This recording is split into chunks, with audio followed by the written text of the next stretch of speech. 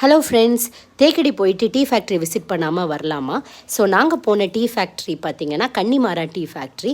So இதில் வந்து நம்ம ஒரு பர்சனுக்கு 250 பே பண்ணணும். பே பண்ண உடனே இனிஷியலாக நம்மளோட ஒரு பர்சனை அலாட் பண்ணிடுவாங்க.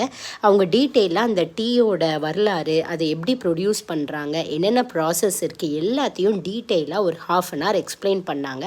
அப்புறம் டீ ஃபேக்ட்ரிக்குள்ளே பார்த்திங்கன்னா கேமரா, ஃபோன் எதுவுமே அலௌட் இல்லை. ஸோ உள்ளே எங்களால் ஷார்ட்ஸ் எடுக்க முடியலை.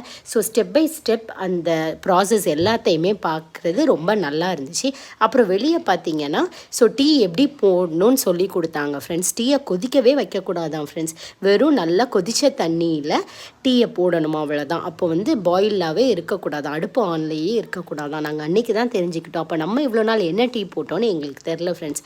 ஆனால் ரொம்ப நல்லா இருந்துச்சு. ஸோ கிட்ஸ் கண்டிப்பாக என்ஜாய் பண்ணுவாங்க. அந்த ப்ராசஸ் எல்லாத்தையும் அவங்களுக்கு பொறுமையாக சொல்லி கொடுத்தாங்க. கடைசியாக ஒரு டீயும் கொடுத்தாங்க ஃப்ரெண்ட்ஸ். பாய்.